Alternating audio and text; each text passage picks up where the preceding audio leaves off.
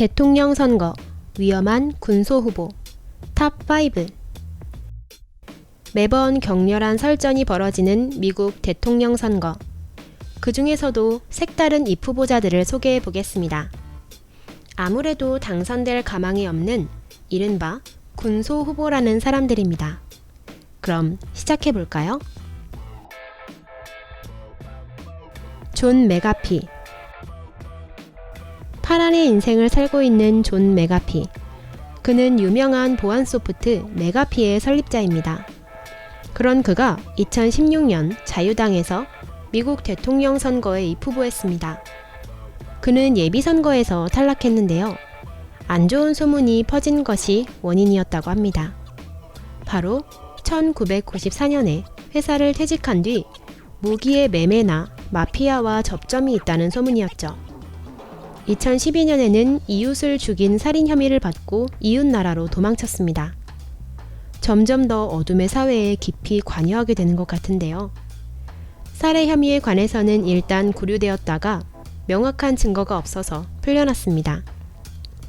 미국에 귀국하고 나서 그는 다시 보안과 관련된 새로운 회사를 설립했습니다.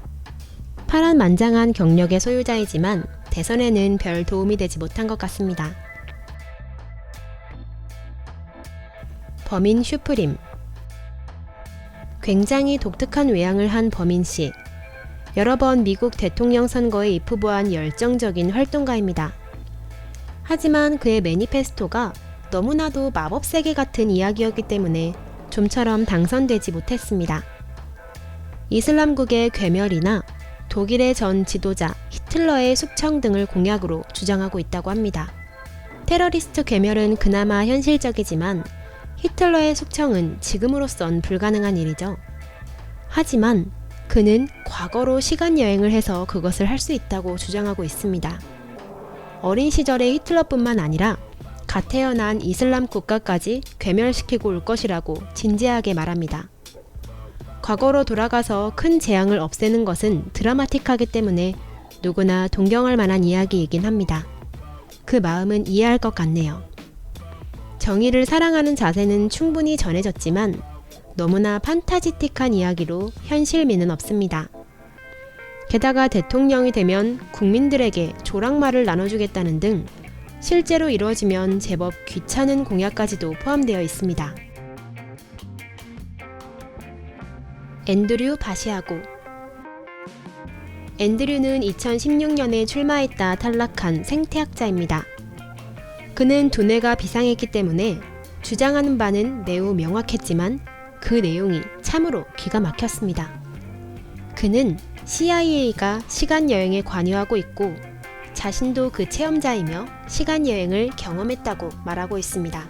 게다가 그곳에서 보고 온 것 같은 그로테스크한 내용을 당당하게 말하면서 많은 사람들을 충격에 빠뜨렸습니다. 2008년에는 화성에 사람이 있다는 논문을 제출했는데 아무에게도 인정받지 못했습니다. 그가 이런 것들을 진실로 믿고 있는 이유는 파레이돌리아라는 공상병 때문이라고도 합니다. 2020년에도 대선 출마를 계획하고 있다고 하네요. 지미 맥밀란. 매우 특이한 인물이라서 혹시 이미 이름을 들어본 사람이 있을지도 모르겠습니다. 지미는 렌트가 너무 비싸당이라는 해괴한 이름의 당을 만들어 그곳의 대표를 맡고 있습니다. 2010년부터 종종 뉴욕 시장 선거나 미국 대통령 선거 등에 출마하고 있습니다. 하지만 어디에서도 참패. 랩을 잘하는 등 예능 실력이 좋아서 팬들도 적지 않게 보유하고 있는 것 같습니다.